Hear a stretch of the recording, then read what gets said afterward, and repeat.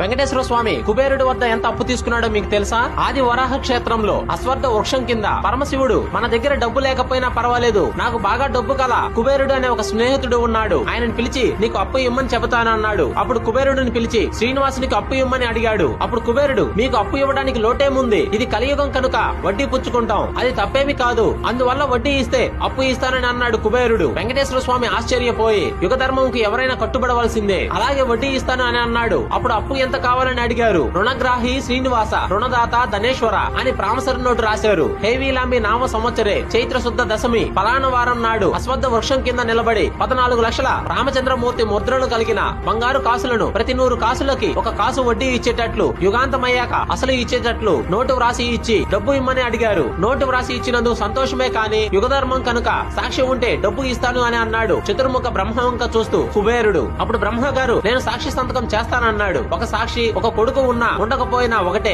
ఏమి అనుకోకుండా ఇంకొక సాక్షి సంతకం కావాలి అని అన్నాడు కుబేరుడు. వెంకటేశ్వర స్వామికి నమ్మకమైన స్నేహితుడైన పరమేశ్వరుని వంక చూస్తే పరమశివుడు సాక్షి సంతకం పెట్టాడు. అప్పుడు కుబేరుడు 3 సంతకం పెడితే ఎంత బాగుండునో అని చాలా బలంగా అన్నాడు. 3వ వారు ఎవరా అని తల పైకెత్తి చూస్తే అశ్వత్థ వృక్షం కనపడింది. నేను పెడతాను మహాప్రభో అని వృక్షం కూడా సంతకం పెట్టింది. 3 సాక్షి సంతకాలు పెట్టాక అప్పిచ్చాడు కుబేరుడు. ఫ్రెండ్స్, ఈ వీడియో మీకు నచ్చితే ఓం నమో వెంకటేశాయ అని కామెంట్ చేయండి.